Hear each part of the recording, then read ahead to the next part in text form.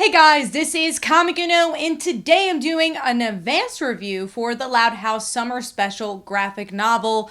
I always look forward to these. I feel like there's always something a little special with each story that, first of all, continues from the television show and even adds stuff that doesn't necessarily happen in the show. One example of that actually was in this story between Chad and Lynn. I think a new character, or maybe just a background character, who ends up having a kind of employee fight of who's going to sell more material at this job that Lynn ends up getting in the mall, and by the end they have teamwork, and it's kind of this fun sports analogy, and probably my favorite of all the stories because we do get this kind of added element that wasn't from the show. Again, Lynn having a job or meeting this boy at the mall. I really enjoyed that one, and also I thought this graphic novel did a really good job and continues to do a good job at blending and sharing space between the Casagrandes show and the Loud House. We do get to see some bits from the Casagrandes family, like Abuelo singing at a concert,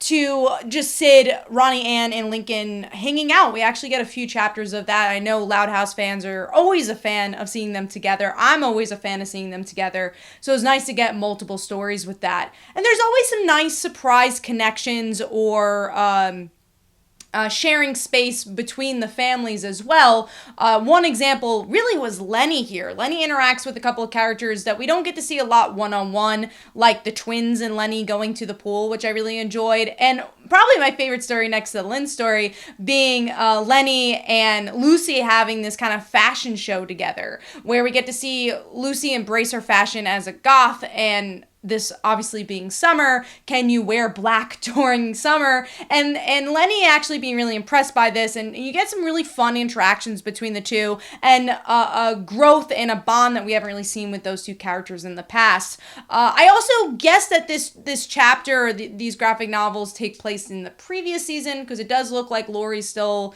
hanging around in the house and lives in the house and not away for college. So I'm wondering when the graphic novels are going to start getting into this current season. But it was nice getting some kind of missing episodes or lost stories of Laurie. We get to see some interactions between Bobby and Laurie, which was a lot of fun. And overall, a really well-rounded graphic novel that celebrates the summer season. Not all the stories are having to do with summer. I feel like all the stories that do, though, are organically telling these narratives. So overall, a really fun graphic novel. Definitely go check it out. And yeah, hopefully you guys enjoyed. This is Comic Uno. Definitely follow me on Twitter and Facebook. Go check out my comics like Father Like Daughter and They Call Her Dancer. We do have a current Kickstarter going on for Like Father Like Daughter, which is crossing over with The Haunting. Speaking of crossing overs, my comic is about a high school girl. Father left her to become a full-time superhero. Everyone in the world loves him except for her, and then she inherits his abilities.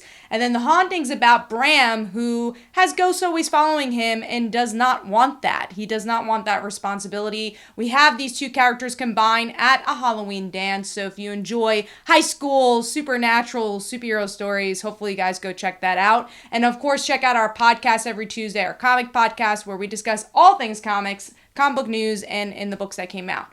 And I will see you guys later. This is Comic Bye.